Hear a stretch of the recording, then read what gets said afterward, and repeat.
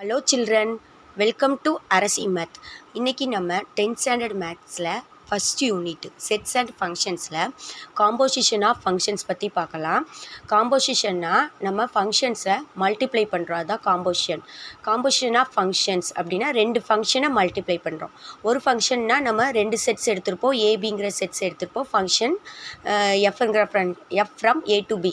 இப்போ நம்ம வந்து காம்போசிஷன் ரெண்டு ஃபங்க்ஷன், அதனால் எஃப்ஜி அப்படிங்கிற ரெண்டு ஃபங்க்ஷன் எடுத்திருக்கோம். அதில் அப்போ 3 செட் எடுக்க வேண்டியது இருக்கும். ஏ பி சி 3 செட்ஸ் எடுத்திருக்கோம். இதில் F from A to B, அதாவது ஏ வந்து எலமெண்ட் எக்ஸ்ன்னு எடுத்துக்கிட்டோம்னா எஃப் ஆஃப் எக்ஸ் அப்படிங்கிற இதுதான் நம்மளுக்கு கிடைக்கும். அப்போ ஜி செகண்டு ஃபங்க்ஷன் ஜின்னு எடுத்திருக்கோம். G from B to C. அப்போ ஜியோடைய இப்போ எக்ஸுனா நம்ம இங்கே எஃப் ஆஃப் எக்ஸ்ன்னு எடுக்கிறோம். நம்மளுக்கு ஃபங்க்ஷன் எஃப்னால எஃப் ஆஃப் எக்ஸ்ன்னு எடுக்கிறோம். அப்போ ஜீனா இங்கே நம்மளுக்கு இமேஜ் வந்து எஃப் ஆஃப் எக்ஸு, இங்கே ஜீனா அப்போ இங்கே என்ன வரும்?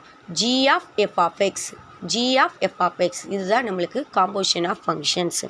Composition of functions F and ஜியை நம்ம எப்படி டினோட் பண்ணுவோம்னா ஜி காம்போசிஷன் எஃப் அப்படின்னு டினோட் பண்ணுவோம். இப்போ இந்த ரெண்டு செட்ஸை நம்ம இப்போ எப்படி எடுக்கிறோன்னா F from A to B அப்படின்னு எடுத்திருக்கோம் இந்த எஃப்ங்கிற ஃபங்க்ஷனை.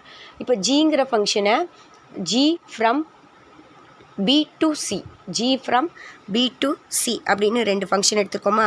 இப்போ composition of F and G, composition of F and ஜியை எப்படி டினோட் பண்ணுவோம்னா ஜி காம்போசிஷன் எஃப்னு சொல்கிறோம். ஏன் இங்கே நம்ம எஃப் காம்போசிஷன் ஜின்னு சொல்லலை? காம்போசிஷன் ஆஃப் எஃப் அண்ட் ஜியை எழுதும்போது நம்ம எப்படி எழுதுகிறோம்? ஜி தான் ஃபஸ்ட்டு எழுதுகிறோம், ஜி காம்போசிஷன் எஃப் அப்படின்னு எழுதுகிறோம். ஸோ இதை எப்படி எழுதுவோம்? ஜி காம்போசிஷனை எஃப் அப்படிங்கிறது எப்படி எழுதுவோன்னா ஜியை ஃபஸ்ட்டு எழுதிட்டு காம்போசிஷன் அதையும் அப்படியே எழுதிக்கிறோம். எஃப் இருக்க இடத்துல நம்ம என்ன எழுதுகிறோம்? எஃப் ஆஃப் எக்ஸு, எஃப் இருக்க இடத்துல எஃப் ஆஃப் எக்ஸு. இப்போ G composition F of X, இங்கே இது G composition F of X. இதை எப்படி எழுதுகிறோம்? ஜி அப்படியே எழுதிக்கணும். காம்போசிஷன் எடுத்துகிட்டு அதுக்கு பதிலாக ஒரு பெரிய ப்ராக்கெட்டுக்குள்ளே எஃப் ஆஃப் எக்ஸ். ஸோ இதுதான் என்னது? Composition of F and G. Composition of F and ஜியை எப்படின்னு டினோட் பண்ணுறோம்? ஜிஎஃப். ஜி காம்போசிஷன் எஃப் தான் ஜிஎஃப், ஜிஎஃப்னு டினோட் பண்ணுறோம். இதை ஜி இங்கே எழுதும்போது நீங்கள் இந்த மாதிரி காம்போசிஷன் எழுதும்போது ஜியை அப்படியே நம்ம எந்த ஆர்டரையும் மாற்றலை. ஜிஎஃப் அப்படின்னா ஜி அப்படியே எழுதிக்கணும், காம்போசிஷன் அப்படியே எழுதிட்டு எஃப் இருக்க இடத்துல எஃப் ஆஃப் எக்ஸு. அடுத்த ஜி காம்போசிஷன் எஃப் ஆஃப் எக்ஸை இந்த காம்போசிஷன் இருக்குல்ல, இதான் இந்த சிம்பிள் ஆஃப் காம்போசிஷன் இப்படி சர்க்கிள் மாதிரி போட்டுல இதுதான். இதை எடுத்துகிட்டு ஜி அப்படியே எழுதி ஒரு ப்ராக்கெட்டுக்குள்ளே எஃப் ஆஃப் எக்ஸ் எழுதும். இதுதான் என்னது? காம்போசிஷன் ஆஃப் ஃபங்க்ஷன்ஸ்குள்ளே டெஃபினிஷன். இப்போ நம்ம என்ன பார்க்க போகிறோம்? ஃபார் ஒரு எக்ஸாம்பிள் பார்த்துக்கலாம். இது வந்து இம்பார்ட்டன்ட் 2 மார்க் கொஷின்ஸ் தான். இது ஒரு எக்ஸசைஸில் உள்ள கொஷின்ஸ் தான், எக்ஸாம்பிளாக நான் உங்களுக்கு கொடுக்குறேன். இப்போ இதில் பாருங்கள், let F of X equal to X minus 6, G of X equal to X square. Find G composition and G F composition G and G composition F. Check whether F composition G equal to G composition F. இப்போ இந்த ரெண்டையும் check பண்ண சொல்லியிருக்காங்க. F composition G இப்போ இந்த மாதிரி நம்ம மாற்றி எடுத்தால் அந்த ப்ராப்பர்ட்டியை நம்ம என்னென்னு சொல்லுவோம்? காமுடேட்டிவ் ப்ராப்பர்ட்டி அப்படின்னு சொல்லுவோம். அதாவது 5 + 3நாலும் 8 தான், 3 + 5நாலும் 8 தான். ஸோ இந்த மாதிரி மாற்றி நம்ம ஆட் பண்ணும்போதோ இல்லை ஏதோ ஒரு ஆப்ரேஷன் பண்ணும்போது ரெண்டு எலமெண்ட்டு எடுத்துகிட்டு நம்ம பண்ணுவோம்ல, அந்த ப்ராப்பர்ட்டியை காமுடேட்டிவ் ப்ராப்பர்ட்டின்னு சொல்கிறோம். இப்போ இது ரெண்டு வேல்யூ ஈக்குவலாக வருதான்னு செக் பண்ணலாம். இப்போது F composition G, F composition G இப்போ தான் நான் சொன்னேன் டெஃபினிஷன் படி எஃப் காம்போசிஷன் ஜின்னா நம்ம என்ன எழுதுவோம்? எஃப் அப்படியே எழுதிட்டு இந்த காம்போசிஷன் சிம்பிள் எடுத்துகிட்டு நம்ம என்ன எழுதிடுறோம்? ஜி ஆஃப் எக்ஸ் அப்படின்னு எழுதுகிறோம். அதாவது காம்போசிஷனுக்குள்ளே இதை போட்டுட்டு இந்த ஜியை ஜி ஆஃப் எக்ஸ்ன்னு எழுதிக்கலாம். இப்போ நெக்ஸ்ட் அதை எப்படி எழுதலாம்? எஃப் இப்போ டோட்டலாக இந்த காம்போசிஷன் சிம்பிள் எடுத்துகிட்டு எஃப் ஆஃப் ஜி ஆஃப் எக்ஸ்ன்னு எழுதிடலாம். இது எழுதுகிற பிறகு ரொம்ப உங்களுக்கு ஈஸி தான் இது. இந்த எஃப் அப்படியே எழுதிக்கணும். எஃப் அப்படியே எழுதிட்டோமா? இப்போது ஜி ஆஃப் எக்ஸுக்கு இந்த ஜி ஆஃப் எக்ஸுக்கு நம்மளுக்கு கொடுத்துருக்காங்க. என்ன கொடுத்துருக்காங்க? ஜி ஆஃப் எக்ஸுடைய வேல்யூ எக்ஸ் ஸ்கொயர். அந்த எக்ஸ் ஸ்கொயரை அப்படியே எழுதியிருக்கோம். சரிங்களா? எஃப் அப்படியே எழுதியிருக்கோம். ஜி ஆஃப் எக்ஸுக்குள்ளே வேல்யூவை மட்டும் எழுதியிருக்கோம், எஃப் ஆஃப் எக்ஸ் ஸ்கொயர். இப்போ எஃப் ஆஃப் எக்ஸ் ஸ்கொயர்னால் எஃப் ஆஃப் எக்ஸ்குள்ள டெஃபினிஷன் என்ன கொடுத்துருக்காங்க, எக்ஸ் மைனஸ் 6 உள்ள என்ன வேல்யூ இருக்கோ அதை அப்படியே எழுதி அதிலிருந்து ஒரு -6.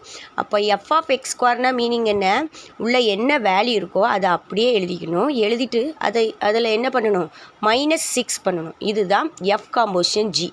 இதை நம்ம என்னென்னு எடுத்துக்கலாம், 1ன்னு எடுத்துக்கலாம். நெக்ஸ்ட்டு ஜி காம்போசிஷன் எஃப் எடுங்க. ஜி காம்போசிஷன் எஃப்னு இப்போ இதுவும் அதே மாதிரி தான், அதே ஆர்டரில் எழுதுங்க. ஜி காம்போசிஷன் எழுதிட்டு இந்த எஃப்ஐ என்ன பண்ணணும், எஃப் ஆஃப் எக்ஸ்ன்னு எழுதிக்கணும். இப்போ என்ன செய்யணும், இந்த காம்போசிஷன் எடுத்துகிட்டு ஜி காம்போசிஷன் இதை எடுத்துகிட்டு பெரிய ப்ராக்கெட்டுக்குள்ளே எஃப் ஆஃப் எக்ஸ் எழுதிட்டோமா. இப்போ என்ன எழுதுகிறோம், ஜி அப்படியே எழுதி எஃப் ஆஃப் எக்ஸுக்கு நம்மளுக்கு டெஃபினிஷன் கொடுத்துருக்காங்க. எஃப் ஆஃப் எக்ஸ்னால் எக்ஸ் -6 இங்கே உள்ள வேல்யூ அப்படியே தான் எழுதுகிறோம். இதில் நம்ம எந்த சேஞ்சும் பண்ணல. எஃப் ஆஃப் எக்ஸ் வேல்யூக்குள்ளே எஃப் ஆஃப் எக்ஸ் வேல்யூவை அப்படியே சப்ஸ்டியூட் பண்ணுறோம். எக்ஸ் -6 அப்படின்னு எழுதியிருக்கோம். இப்போ G of X -6 G of எக்ஸ்னால் எக்ஸ் ஸ்கொயர். ஆனால் இங்கே ஜி ஆஃப் எக்ஸ் -6 இருக்குது. ஜி ஆஃப் எக்ஸ்னால் இதுக்குள்ள மீனிங் என்னென்னா உள்ள அந்த எக்ஸை அப்படியே எழுதி ஸ்கொயர் பண்ணுறோம். அப்போது இங்கே ஜி ஆஃப் எக்ஸ் -6னா எக்ஸ் -6 எழுதி அப்படியே இதை என்ன பண்ணணும், ஸ்கொயர் பண்ணணும்.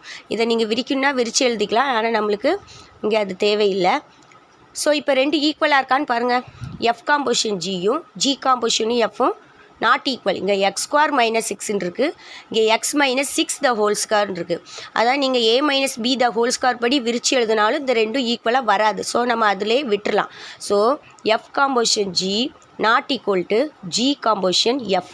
ஸோ இதுலேருந்து நம்ம என்ன தெரிஞ்சுக்கலான்னா, composition of two functions, okay, composition of functions is not commutative. அதுதான் நம்ம இங்கே தெரிஞ்சிக்க வேண்டியது. காம்போசிஷன் ஆஃப் ஃபங்க்ஷன் இஸ் என்னது, நாட் காமுடேட்டிவ். ஸோ உங்களுக்கு இந்த இது புரிஞ்சிருக்குன்னு நினைக்கிறேன்.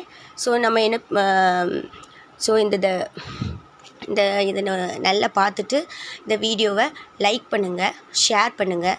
தேங்க்யூ ஃபார் வாட்சிங்.